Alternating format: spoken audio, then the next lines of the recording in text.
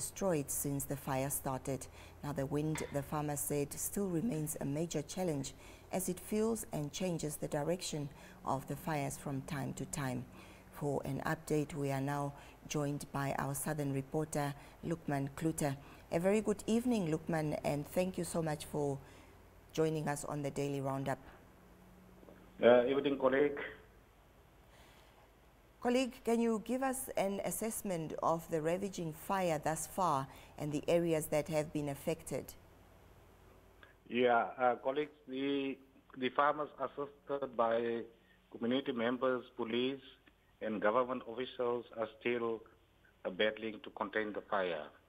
As you have rightly in your introduction said, the wind makes it difficult for the farmers to assess some parts, and the wind also is changing from time to time the direction of the wind.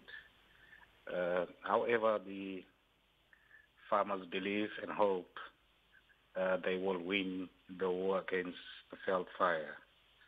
In terms of losses, they cannot at this time give us the exact number of animals which were killed in the fire, but they said several animals have been killed.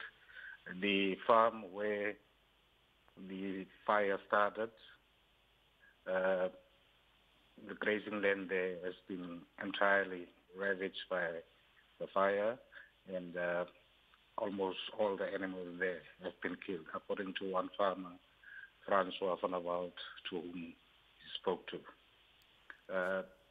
At this stage, there are only speculations what has started the fire.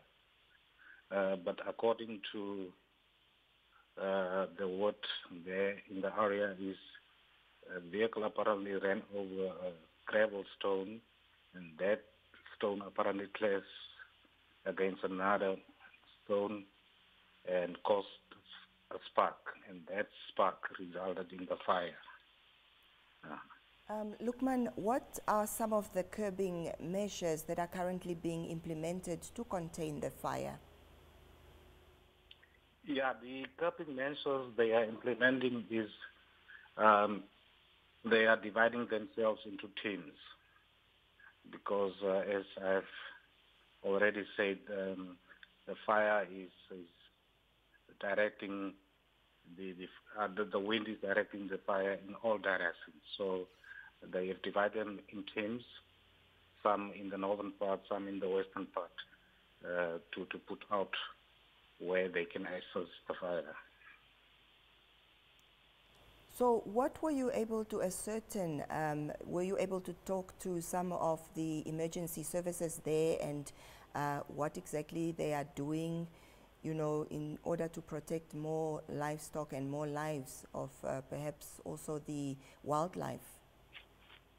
Yes, what they are doing is they have moved most of the area, most of the livestock to the area which is not affected by the veld fires, and then they put them in a camp where they are safe, and they put some of the groups in that area to prevent the fire from spreading into that area where these livestock are. Well, colleague, let me thank you so much for that update. Thank you, ma'am. It's Luqman Cloete, our southern reporter, updating us on the raging fire that has been raging there since yesterday in the Kharas region. Up next.